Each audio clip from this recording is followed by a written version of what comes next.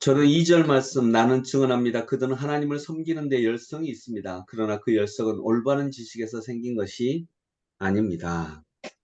이 말씀을 가지고 한번 살펴보겠습니다. 여러분, 오늘 말씀은 8장까지 구원의 도리를 말하고 8장에서 구원의 감격, 넘치는 벅찬 구원의 감격에 얘기 그 자기 놀라운 사랑의 감정을 토로했던 우리 바울 사도님은 9장부터는 이제 이스라엘과 이방인의 관계를 얘기하고 있습니다.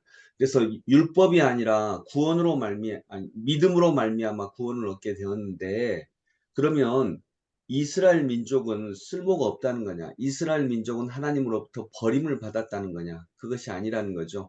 이스라엘 민족은 그러면 하나님이 어떻게 사용하시는지 그걸 말씀하고 있는 구절이 오늘의 구절입니다. 9장 10장이 그것을 말씀하고 있고요. 근데 이스라엘 민족에게는 그래도 하나님을 향한 열심이 있었다는 것입니다. 그건 나쁜 거 아니죠. 오히려 더 좋고 훌륭한 일이죠. 그러나 그 열성은 올바른 지식, 그 열심은 올바른 지식에서 생긴 것이 아니라는 것입니다. 열심이라고 해서 다 좋은 게 아니라는 거죠. 그 열심은 자기 행동에서 나온 열심이라는 것입니다. 여러분, 바울 사도님, 오늘 이 글을 쓴 바울 사도님을 생각을 하면 제일 처음에는 예수님을 믿는 사람이 아니었죠. 유대교를 믿는 사람이었죠. 그래서 그가 열심히 있었습니까? 없었습니까?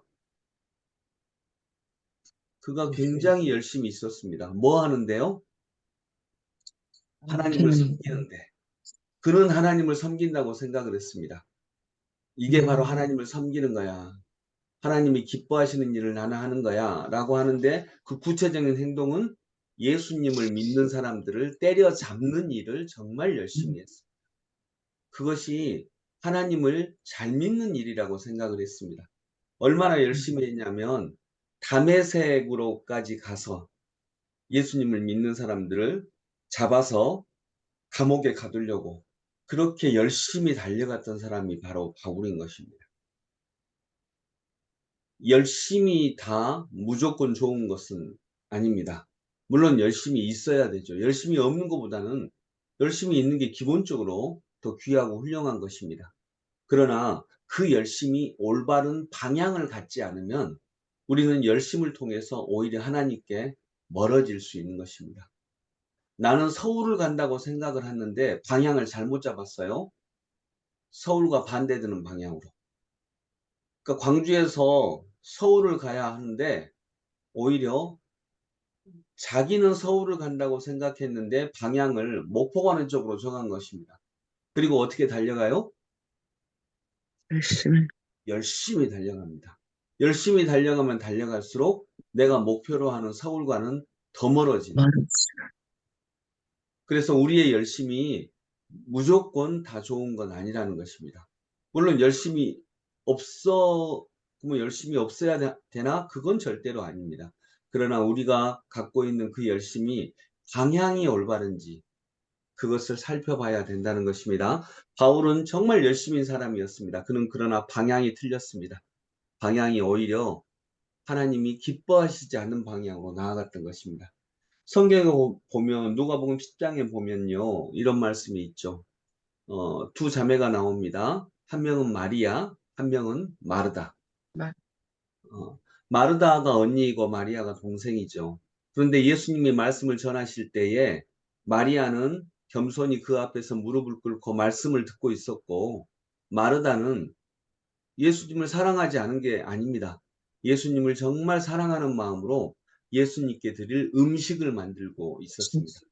그런데 혼자 이렇게 음식을 만들고 마리아가 나를 도와줘야 될 것 같은데 도와주지도 않고 예수님 앞에 저렇게 있으니까 마르다가 이제 섭섭하고 화가 나고 예수님께도 섭섭했던 거죠. 그래서 예수님, 마리아를 좀 나를 도와달라고 하셔야 되는 거 아닙니까?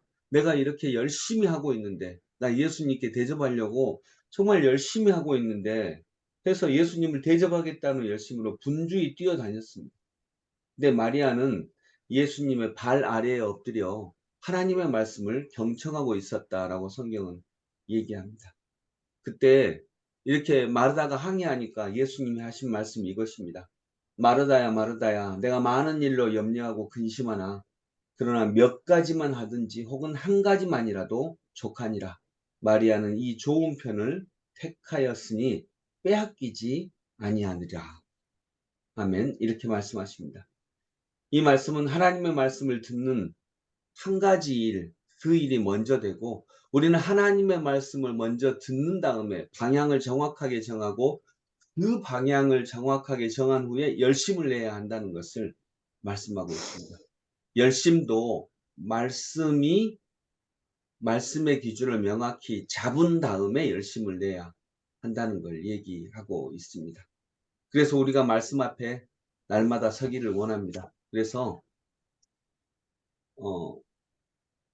하나님께서 말씀하실 때 너 내가 이렇게 하라고 했는데 왜 이렇게 안 했어? 라고 할 때 어쩌면 우리들은 그렇게 대부분 말할 수 있는 거죠. 내 뭐 상황이 이랬고 그때 내가 형편이 그랬었고 그런데요 예수님 저 열심히 살았어요. 보통 이렇게 대답할 수 있습니다.